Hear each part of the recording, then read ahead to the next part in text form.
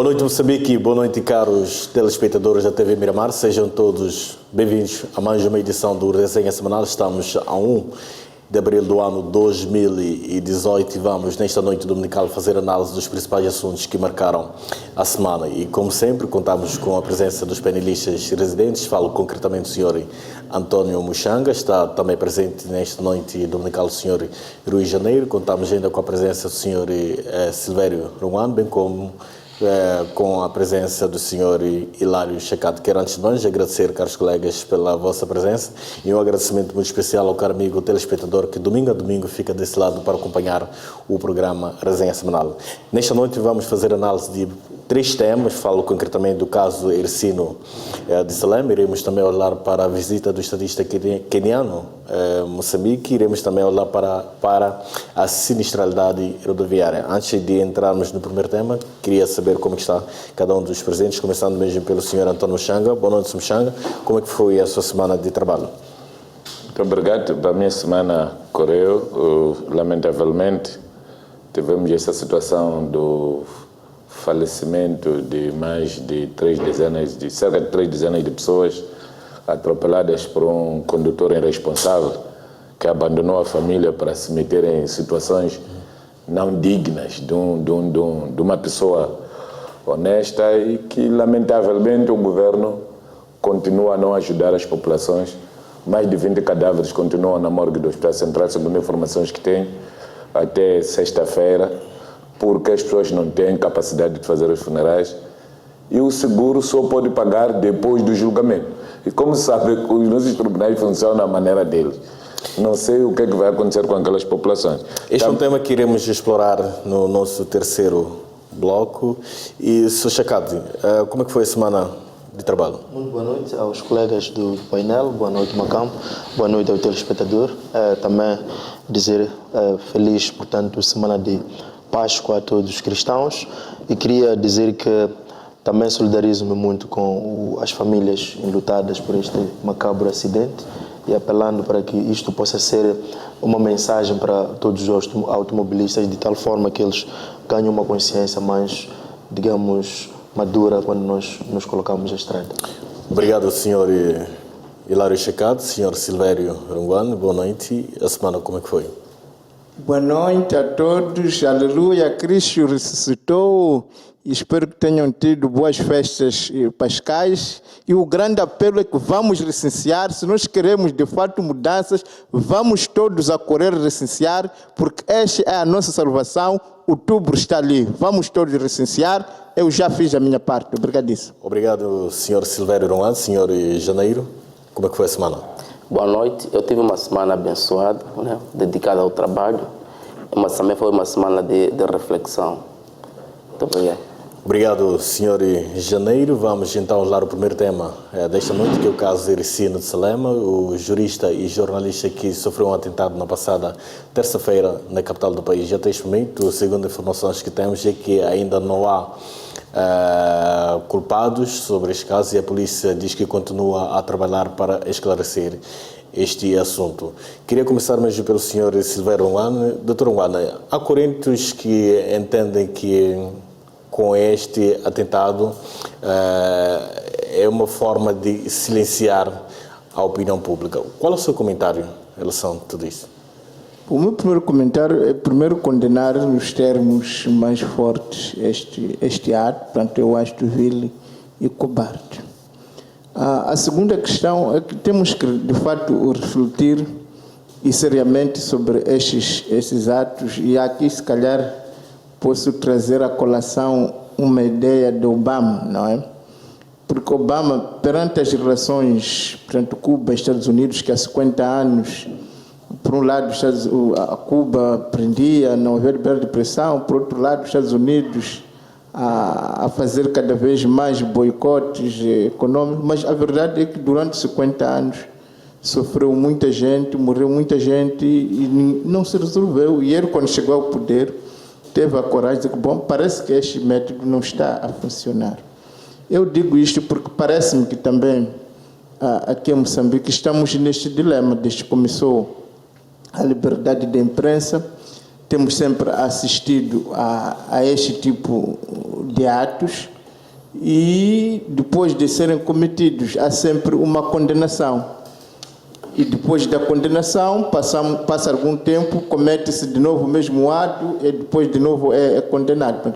Parece-me que é preciso que nós tomemos consciência de que efetivamente o que está a acontecer é que não estamos a ser capazes de lidar da forma correta com a liberdade de expressão, não estamos a lidar da forma correta com os mídias, com a televisão, com a rádio, porque nos outros países, a televisão, a rádio, os jornais, portanto, é uma ocasião de bênção, usando palavras da Páscoa, é uma boa nova que traz a esperança, que unifica os povos, cria mais amizade, mas o que está a acontecer para nós é que está a televisão a ser um objeto de contenda, de morte, de perseguição. E perante isso, temos todos que conhecer vítimas, algozes, os que mandam matar, os que são mortos, os que comentam, os que se sentem ofendidos por esse comentário, que parece não estamos a saber lidar com a imprensa.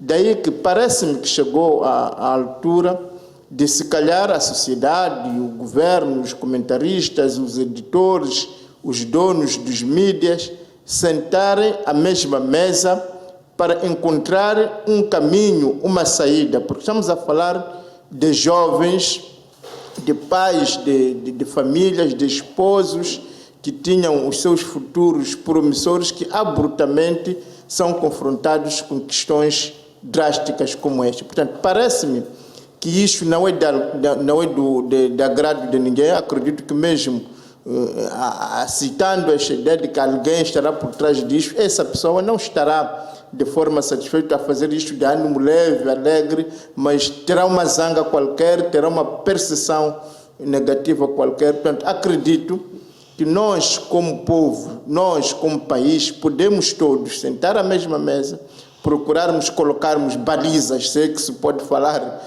de balizas, não sei se o índice que havia na Idade Média, mas a verdade é que podemos todos sentar e usar as instituições que existem para que efetivamente, se há grupos ou pessoas individuais que se sentem ofendidas com os pronunciamentos, com os comentários, possam dirigir-se a essas instituições. Doutor Wano, a quem interessaria, então, silenciar os comentadores, do modo geral, e o que isto significa, então, para a democracia moçambicana? Não, é que se nós queremos ultrapassar a questão, se nós queremos realmente que haja, que este problema seja resolvido, um dos primeiros pontos é de fato, apesar de ter as suspeitas que cada um terá, não levantarmos o dedo contra este, contra aquilo. Portanto, isso já fizemos, condenado este ato, muitos estão a condenar nos WhatsApp, nos Facebook, este ato está a ser condenado. Portanto, parece que o primeiro passo é nós todos nos encontrarmos como país, eu como comentador, outros como comentadores, analistas, o governo, sociedade civil, empresários, donos dos mídias, editores, para verificarmos o que é que pode ser feito. Ou seja, se existe alguém que se sentiu ofendido, que achou que aquele comentário é dirigido a ele, aonde é que ele pode se dirigir para que efetivamente possa conseguir uma conciliação, uma aproximação com esse comentador ou jornalista ou com este órgão de informação.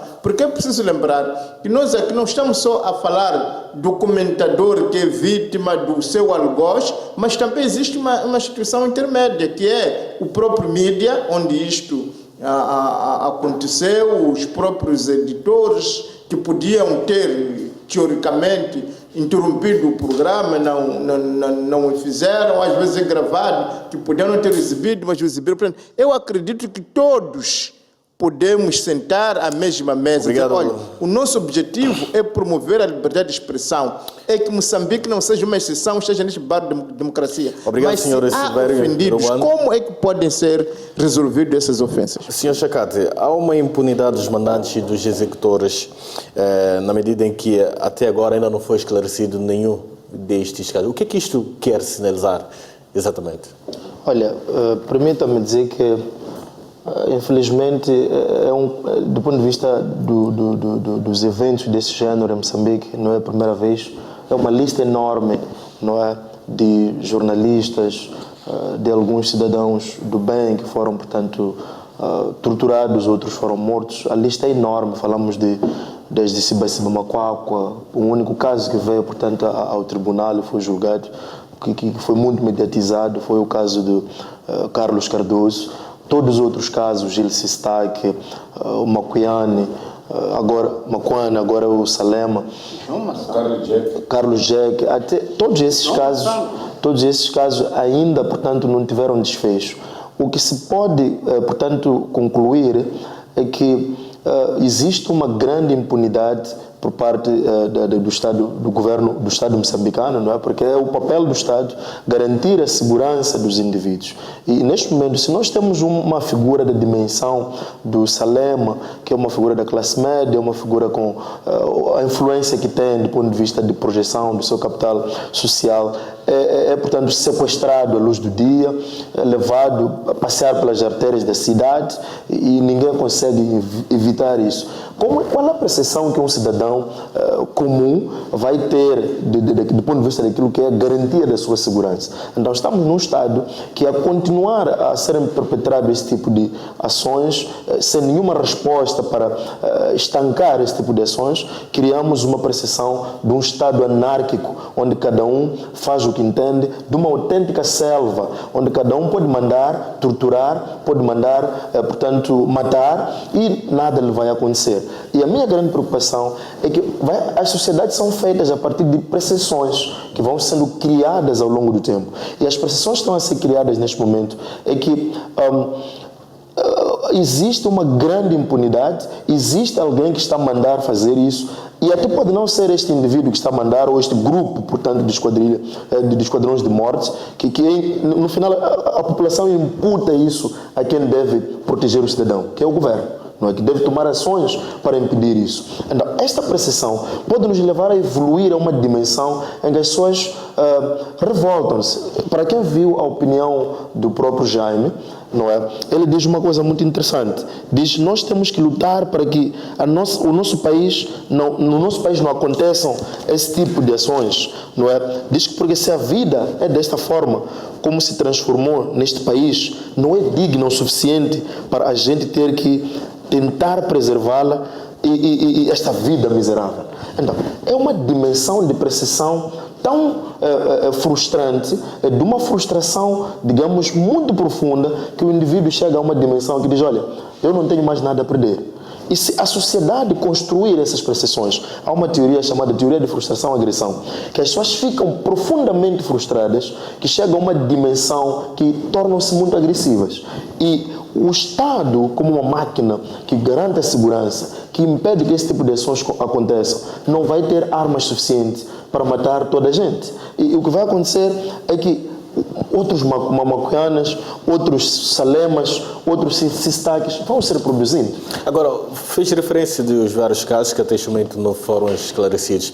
O que originaria a falta de esclarecimento destes casos todos? Hoje temos mais um caso, o Salema, não sabemos se talvez teremos algum esclarecimento do mesmo ou não. A polícia diz que está a trabalhar, não sabemos qual é que será o desfecho do mesmo. O que estaria por detrás desta falta de esclarecimento? A quem interessaria, na verdade, não esclarecer estes casos? Bom, o problema é que estamos num nível de desacreditação da ação, portanto, das instituições do Estado, que não posso atrever-me a dizer que quem deve responder isso são as instituições credenciadas para o efeito.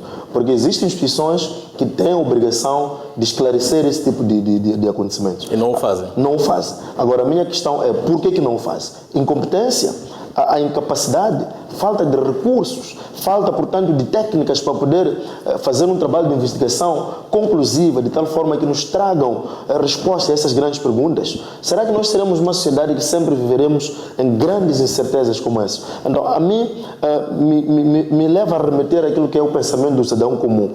Provavelmente, não quero dizer que isto seja verdade, não existe uma vontade política de quem, de facto, decide neste país. Não existe uma vontade, porque nós estamos numa situação de promiscuidade a nível nacional, do ponto de vista daquilo que é a separação clara dos poderes em Moçambique, que o executivo, o legislativo e o judiciário estão tão, digamos, influenciados. Estão partidarizados.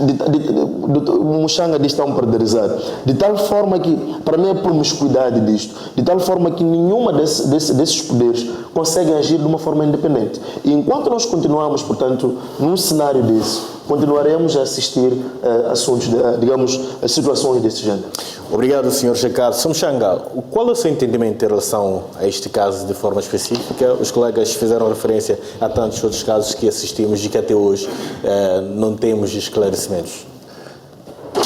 Bom, no Malawi, os últimos momentos do presidente Khamuza Banda, ele tinha criado quartéis dos chamados Young Pioneers. Os Young Pioneers eram jovens pioneiros que defendiam ao presidente Banda e a sua família e aquelas questões que o Estado não podia resolver, os Young Pioneers é que resolviam. Se você criticasse o presidente Banda, logo a saída era raptado, era espancado. A única diferença que existe entre os Young Pioneers e esses é que os Young Pioneers sabiam-se e estes já andam camuflados, mas sabe-se que eles já estão dentro do sistema. São pessoas bem selecionadas, estão em alguns dos quartéis. Graças a Deus, alguns já estão a desistir. Estão a denunciar, dizem, isto quem fez é fulano de tal. Sempre não temos onde queixar. Agora, a única coisa que eu queria chamar a atenção, depois desta coisa do Jaime Maquane, do Sistac, do Pondeca, do Carlos Jacket, eu queria recordar as pessoas a história do Eugênio de Kock. Eugênio de Kock foi uma das pessoas que chefiava os serviços secretos que raptavam e matavam pessoas na África do Sul. Foi condenado a 2 penas perpétuas. O presidente Mandela perdoou 1/3, ficou com os outros terços de uma perpétua, mas uma perpétua cheia. Quem está a passar mal hoje é a família de Eugênio de Kock. O Peter Botha, que mandava fazer isso, já morreu. E a família de Peter Botha está a ganhar reforma sentada. Quem tem que carregar comida é a família de Eugênio de Kock. Está expulso do Estado. Por isso eu quero chamar a atenção a essas pessoas. Há uma coisa muito simples que as pessoas devem perceber. Como é que, por exemplo, aquele senhor que foi carregado no prédio 33 andares, foi assassinado em Moamba, a família conseguiu descobrir onde ele foi enterrado? Significa que dentro do grupo há quem não gostou da coisa e foi denunciar. Portanto, vão fazendo, mas saibam que estão a ser alistados. O vosso dia chegará. Então, não se pode fazer coisas desta natureza. Espancar alguém porque criticou, porque teve uma opinião. Olha, eu tenho uma lista de mais de 10 empresários nacionais que não ficam no país. Um deles é o dono da ferragem Maputo, da Somofer. Aquele senhor chega de manhã no avião às 19 horas está a regressar. É um moçambicano residente em Dubai. Medo de raptos. Porque tem medo. Quer dizer, a lista é intensa, é grande. De moçambicanos que não podem estar no seu próprio país porque o governo não consegue os proteger. E depois estamos todos os dias a fazer conferências de investimento. Quem deveria investir num país porco, precário, sujo como o nosso? Mas, Sr. Muxanga, todos estes comportamentos seria mesmo, segundo aquilo que é a opinião pública, uma forma de querer silenciar a opinião pública, assim que passa a repetição? Eu não quero comentar o que é isso. O que eu estou a chamar a atenção é o que o país ganha com esta atitude. Todo o povo está a sofrer. Então, quem de direito tem que pôr fim, porque isso é possível. Isso é possível. Isso é possível. Seria uma falta de vontade por parte das instituições que devem esclarecer tudo isto ou alguma incapacidade? Nós temos um problema do Tribunal Supremo que tem mais de 6 juízes velhos que não fazem nada, com produção zero, que já deviam estar na reforma, que não vão. Por quê? Para irem cuidar dos seus netos.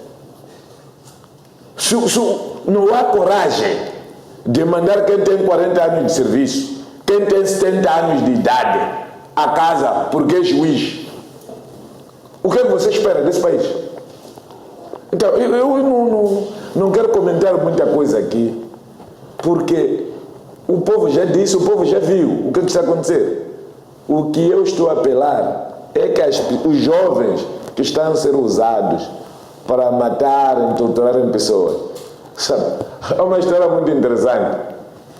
Alguém, quando estava na Ponta Vermelha, metia grupos de criminosos na Ponta Vermelha, só que graças a Deus o filho dele acabou morrendo, pagou o próprio filho.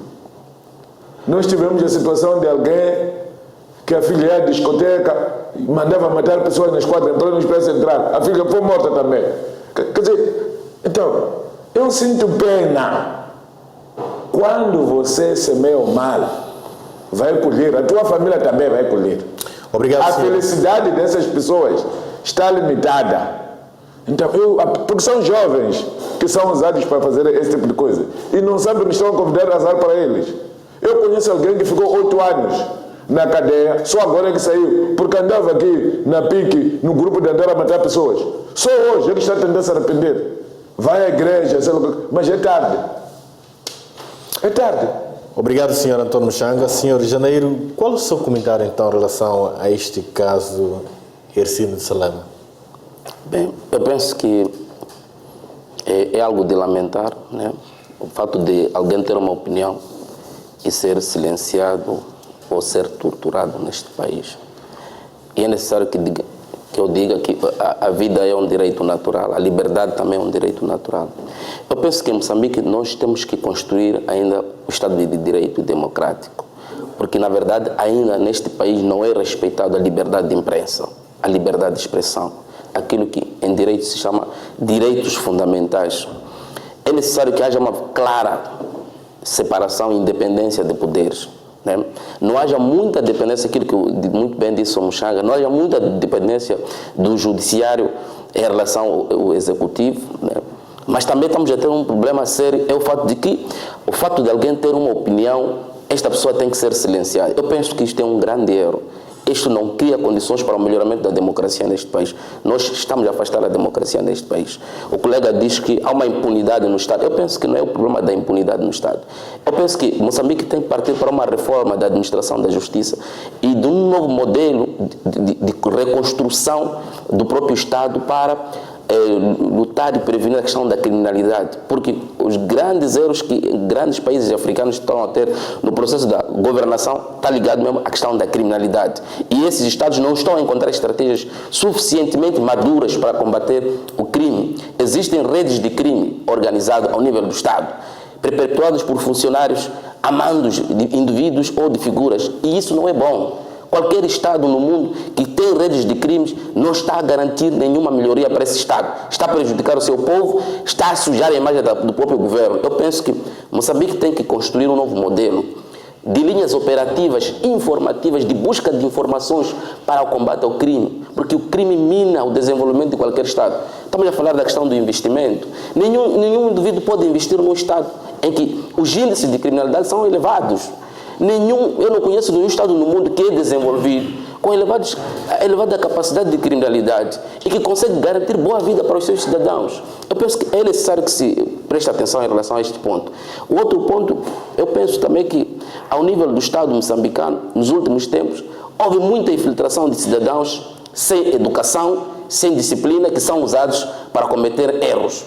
Eu penso que aqui também é necessário que os chefes de Estado moçambicanos e outros governantes ao nível do Estado que lidam com essas instituições prestem atenção. Nós não podemos criar uma instituição no Estado, por exemplo, que não tenha capacidade de combater o crime. Nós temos que criar instituições ao nível do Estado que tenham capacidade de, primeiro, garantir a proteção dos direitos dos cidadãos. A vida é um direito natural. Então, se nós não conseguimos fazer isto, nós estamos a afugentar o desenvolvimento, estamos a afugentar os próprios cidadãos, estamos a destruir a imagem desse Estado. Moçambique está a ser muito mal falado no Concerto das Nações por causa dos tipos de crime que nesse país vem acontecendo, questões de rapto ou sequestro. Não se justifica um país que já tem mais ou menos 50 anos de independência ainda ter esses tipos de crime. Será que há uma vontade ao nível do Estado de poder prevenir e combater rapto ou sequestro? Será que há uma capacidade das populações em denunciar, uma vez que os órgãos de segurança trabalham com as linhas operativas de busca de informações por denúncias? Porque a polícia precisa de denúncias, precisa de informações. Eu penso que é preciso construir o Estado com pessoas sérias, porque enquanto nós não fizermos isso, estamos cada vez mais a destruir o Estado e estamos a pôr em causa o próprio crescimento do Estado. Muito obrigado, Sr. Janeiro. Vamos então observar o nosso primeiro intervalo e nós voltamos daqui a alguns instantes. Não sai daí e até já.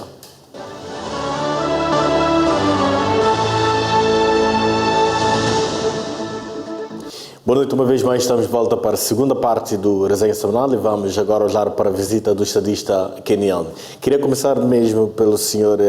Silvério Rongwano, uma vez mais. Dr. Rongwano, os dois governos decidiram abolir vistos de entrada para as duas nações. O que é que isto significa exatamente para o povo moçambicano e para os empresários em particular? Bom, já vou para isso. Eu queria concluir o meu raciocínio. Bom, vamos votar se queremos, se nós queremos, portanto, acabar com esses casos tipo Salema. Vamos votar, vamos dar força realmente ao pensamento diferente. Bom, as relações entre Quênia e Moçambique são relações, portanto, recensear, aliás, é recensear, não é votar, vamos recensear. Sim, senhor. As relações entre Moçambique e Quênia já remontam há muito tempo. E o fato de estarem a ser reforçados, eu penso que é um passo em frente. É preciso também lembrar que estas relações de livre circulação de pessoas, na prática, o que está a ser feito, tornam-se mais, estão a ser reforçadas num momento crucial e importante, que é a criação desta zona de comércio livre em África. Portanto, eu vejo que é todo um concurso para que as relações interafricanas sejam cada vez mais fortes e que efetivamente comecemos mais a pensar primeiro nos africanos e depois nos outros, possamos a nos valorizar como continente antes de tudo e possamos efetivamente usar esta livre circulação de pessoas para descobrirmos as potencialidades que cada um pode oferecer para reforçarmos os laços de comércio, porque eu acredito que ganhamos quando nós, como africanos, estamos mais unidos e colaboramos mais entre nós do que o contrário. Acredito que esta livre circulação de pessoas, esta possibilidade de facilitação de ida, de vinda do Quênia, pode também reforçar os laços comerciais, os laços de amizades, a cooperação política que também é forte entre Moçambique e Quênia. E creio também que se as relações interafricanas se tornarem cada vez mais fortes, estaremos a trabalhar para o nosso futuro, porque se espera que daqui a 10, 20, 40 anos, portanto, a África será um dos grandes, portanto, mercados do mundo em termos do crescimento populacional. Portanto, apostar na África não é só uma questão de identidade, de cultura, é também uma questão de sobrevivência para o futuro, porque os grandes consumidores do futuro serão os africanos, os grandes produtores do futuro serão os africanos. Portanto, eu penso que é muito importante que Moçambique possa reforçar os laços de cooperação com os países africanos, onde Quênia é um dos principais mercados e parceiros de Moçambique. Sr. Janeiro, o que significa esta abertura para o nosso país?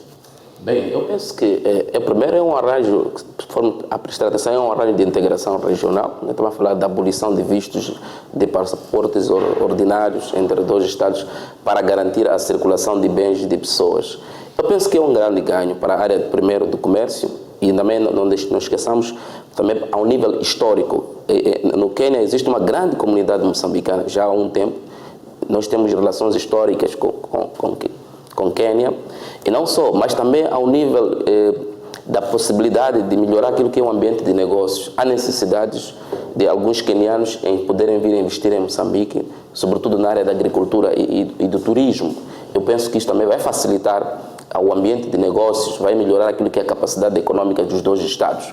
Mas do ponto de vista também de política externa baixa, aqui há um elemento que nós temos que prestar atenção, é o fato de que esses Estados, embora tenham relações históricas já há um tempo, o Quênia tem uma grande importância geoestratégica para Moçambique, é o fato de que no Quênia existem algumas universidades que muitos moçambicanos querem lá poder estudar para se especializar em ramos que em Moçambique ainda não temos, como por exemplo na área mineira. Quênia tem uma grande Universidade de Nairobi, forma bons geólogos, né?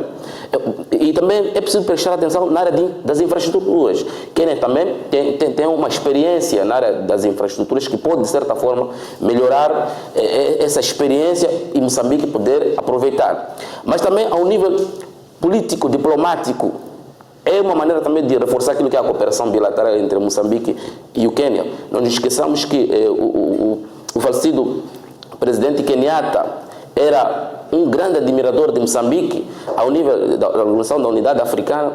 Esse passado entre Quênia e Moçambique não desapareceu. Hoje, nós também temos que prestar atenção. O Quênia pode ser também mais importante para Moçambique e também Moçambique pode ser importante para o Quênia por fato do crescimento do comércio ao nível, por exemplo, da África Oriental. Se nós formos prestar atenção, Moçambique tem uma grande costa, que também é interesse dos quenianos em poder usarem a costa moçambicana para se beneficiarem. Não, quando nós falamos de circulação de bens e de pessoas, nós estamos a referir simplesmente via aérea, mas também via marítima. E também há interesses em poder investir também na área marítima em Moçambique. Eu penso que é um encontro entre dois estatistas que vai trazer benefícios, não só na dita diplomacia econômica, mas também no crescimento econômico dos dois Estados. Obrigado, Sr. Janeiro. Sr. Chakate, Quênia dispõe de conhecimento e experiências para ajudar Moçambique no combate ao terrorismo. O que isto significa exatamente para o nosso país? Exato, eu de facto queria fazer menção a esse aspecto, mas também concordar com o colega Janeiro em termos das relações históricas que Moçambique tem com o Quênia. Só lembrar que um dos movimentos, dos 3 movimentos que fundiram para criar a Frente da Libertação de Moçambique, nasceu no Quênia. Não é por acaso que nós temos vários Macondes no Quênia e agora uma boa nova que o presidente queniano trouxe é que esses Macondes que residem já há bastante tempo no Quênia iriam, portanto, ser atribuídos nacionalidades para tornarem cidadãos, caso tenham esse interesse, quenianos. Então temos aqui relações históricas muito salutares, que estes acordos vêm, portanto, reforçar essas relações bilaterais entre Moçambique e Quênia, e acima de tudo também há esses acordos do ponto de vista comercial.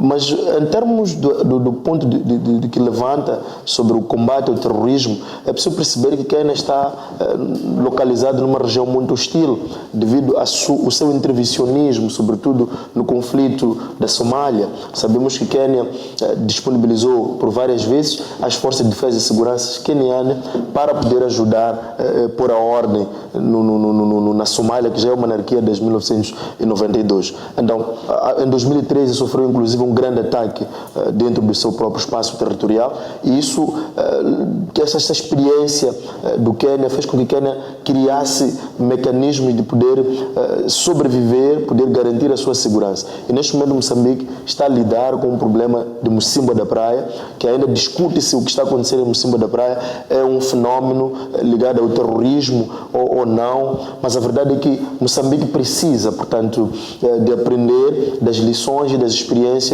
que o governo queniano tem.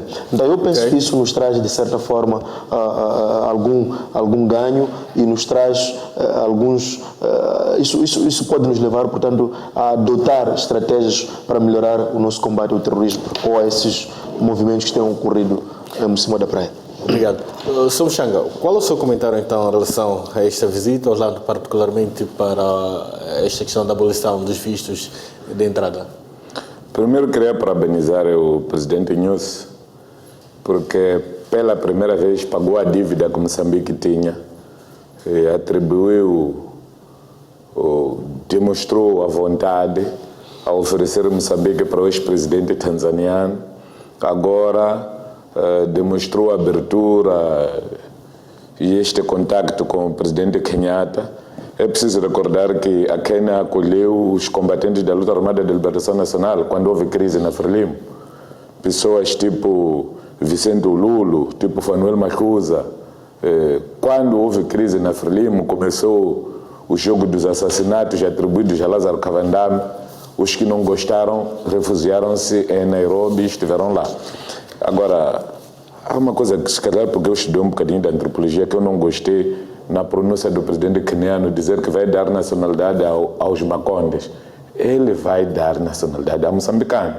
Espero que o Josefato Mushanga, que não é Maconde, que vive lá e foi representante da RNAM, também tenha essa oportunidade de ter a nacionalidade, porque não pode se procurar só Macondes. Há tantos moçambicanos em Quênia que precisam. Vamos observar um curtíssimo intervalo. O acordo que foi feito, meu irmão, é político. O acordo político não é isto. Eu penso que o presidente não explicar.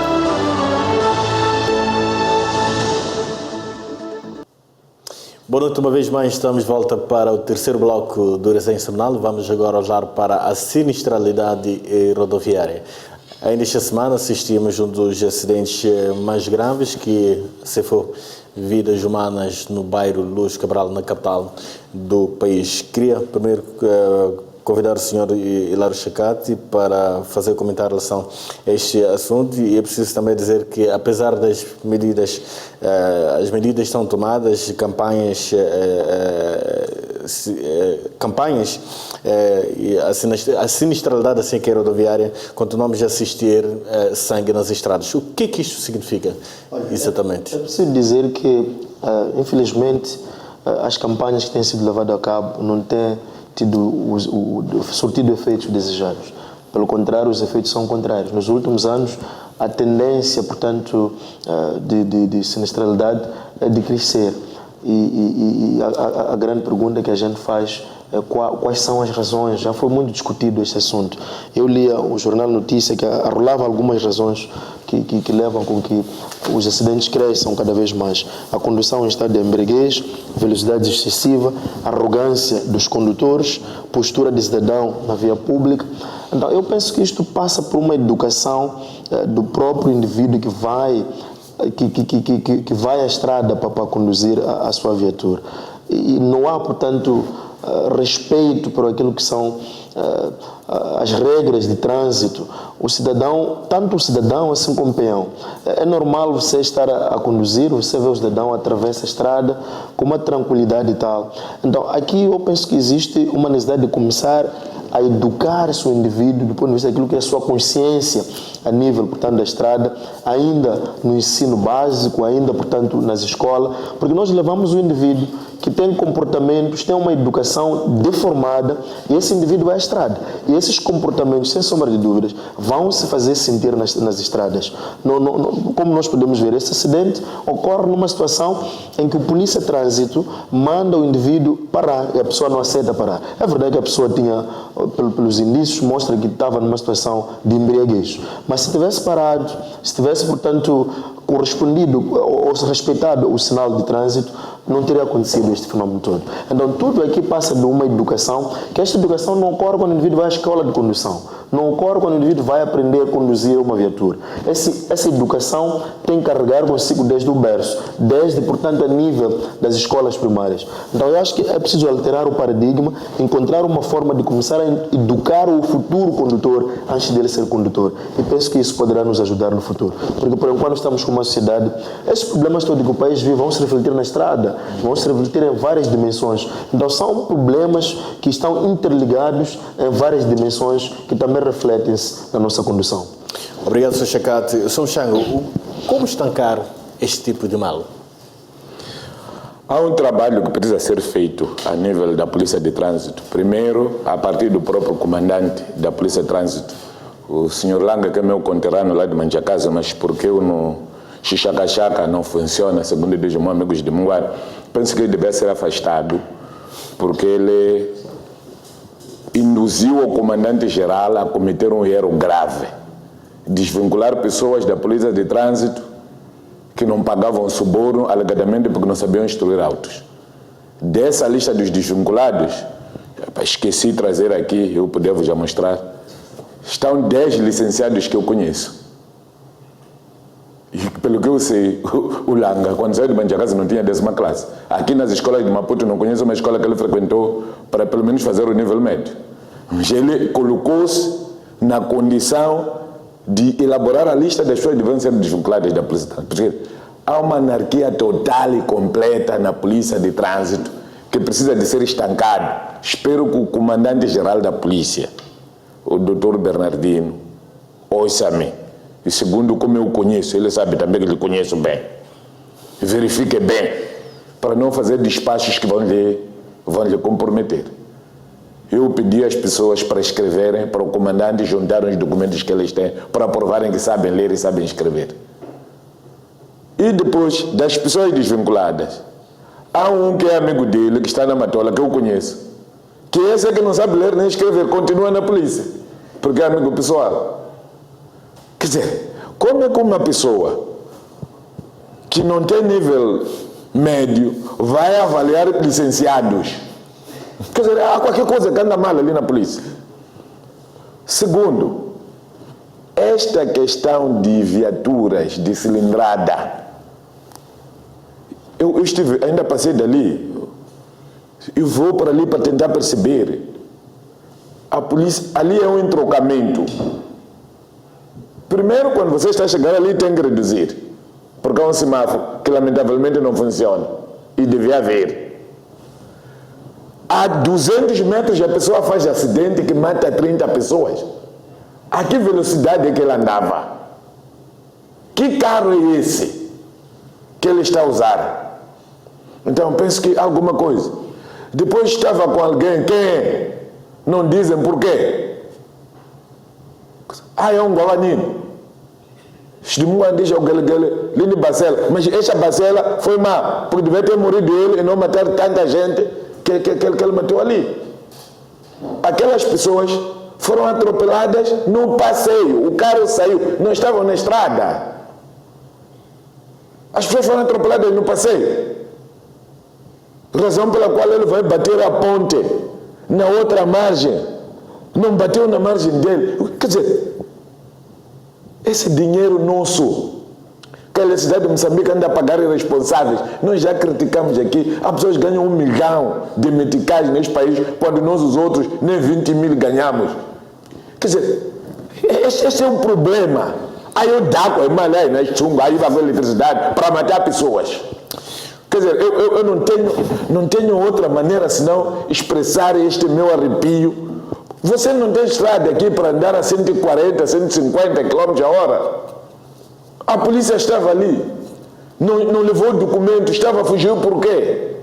Queria mostrar ao amante que ele sabe, tem melhor carro. Que brincadeira é essa? Obrigado, Sr. Antônio Muxanga. Vamos dar a oportunidade a outros colegas. Sr. Silvério Romano, qual é o seu comentário em relação a esta questão da sinistralidade? O que é que objetivamente estaria por detrás de tantas mortes assim? Bom, eu insisto na questão de que nós temos que reconhecer que o nosso país está a viver muitos processos novos. Já dizia no princípio que um dos processos novos é a televisão, a imprensa, mas também um dos processos novos é essa de termos autoestradas, esta questão de cada dia que passa há mais pessoas a conduzir, há pessoas efetivamente a mudar de vida, e esses processos temos que francamente reconhecer que são novos.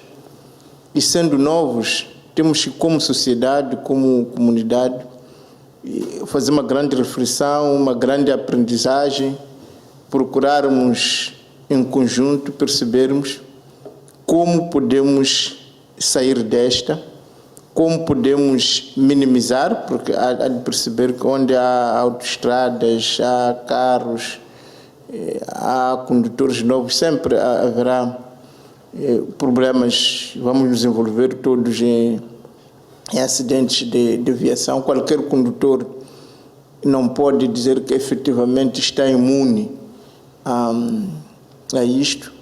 É evidente que há casos em que efetivamente alguém é mais irresponsável que o outro, mas às vezes também em que você é envolvido numa série de aviação por outras pessoas, por outras circunstâncias.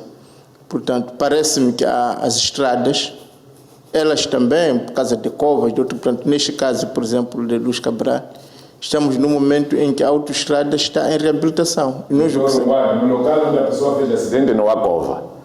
Se fosse na Europa, aquele senhor era tido como terrorista. Não se percebe. Não passam 300 metros do posto de controle da polícia. O problema dele é abuso, porque tem muito dinheiro que roubou na eletricidade, foi comprar um carro que anda a 300 km por hora. E ele queria mostrar a amante que tinha no carro, que ele sabe refazer o carro. Ali não há cova, ali não há como responsabilizar o Estado. Eu não estou a falar deste caso em concreto, porque o nosso tema é sinistralidade rodoviária e não o acidente de Luz Cabral. Portanto, eu estava a tentar elencar vários tipos de problemas que existem. Portanto, não há dúvida que há pessoas responsáveis que conduzem, embora também, quando alguém morre, como neste caso, há uma certa reserva, há alguém que pereceu, que devemos ter, mas para todos os efeitos, o que está em causa é como é que podemos evitar acidentes de viação como este que aconteceu em Luz Cabral. E é por isso que eu apelava para que olhássemos para os problemas de uma forma holística, para que olhássemos, portanto, este não foi por causa disto, foi por causa, se calhar, desta responsabilidade, mas outros serão por causa das estradas, outros serão... Portanto, parece que, como sociedade, temos que, efetivamente, humildemente, reconhecer que estamos a lidar com um processo novo. Obrigado, Dr. Juan. Sr. Janeiro, qual é o seu comentário em relação a esta questão da sinistralidade, estas mortes, tantas campanhas que são feitas a cada dia que passa, mas também há muito sangue nas estradas? Bem, eu penso que se olharmos numa generalidade, veremos que uma das razões da do elevado nível de acidentes, eu penso, primeiro, é a corrupção das cartas de condução, é a primeira coisa. Muitos jovens não conhecem os códigos ou sinais de trânsito, mas há muitas cartas a circularem na cidade de Maputo, a nível de todo o país. Outro ponto, na minha opinião, é o excesso de álcool. Os jovens perderam o controle dos seus comportamentos nas vias públicas, sobretudo nas sextas-feiras. Bebe-se muito na cidade de Maputo. Eu penso que isto aqui é um dos pontos também que está muito ligado à questão dos acidentes. O outro ponto, na minha opinião, para além do excesso, é a educação dos jovens, muito bem, como disse o colega aqui. É necessário que haja um nível de socialização que comece a partir da família, sobre o conhecimento de como é que um indivíduo se comporta na via pública. E não há educação na nossa via pública. Verificam-se pessoas de idade a andarem a um excesso de velocidade que não se entende. Às vezes leva uma família. Eu penso que é necessário que haja uma verdadeira educação dos condutores na via pública, haja uma inspeção, fiscalização, sobretudo até supervisão da questão da velocidade. Não se controla a velocidade. Muitos polícias de trânsito só estão ali para receber dinheiro e deixarem as pessoas passarem ao belo prazer. Eu penso que estes são os erros. Na minha opinião, é necessário que passe a punir exemplarmente em Moçambique as pessoas que andam com elevado nível de velocidade. Há muita gente a andar de qualquer maneira nessa cidade. E isso está a criar não só problema de acidentes, mas também está a criar problemas da má educação. Porque há outros indivíduos que acabam se inspirando nesse excesso de velocidade e pensam, como usam os jovens o termo, estão a curtir, mas não estão a curtir, estão a destruir sociedades, estão a destruir famílias. Obrigado, Sr. Janeiro, obrigado, caros colegas. Um obrigado muito especial ao caro amigo telespectador que ficou desse lado para acompanhar o programa Resenha Semanal. Nós ficamos por aqui e voltamos no próximo domingo a partir das 20 horas, se Deus quiser. Continuação de uma ótima noite dominical e tenha uma semana produtiva e abençoada. Boa noite.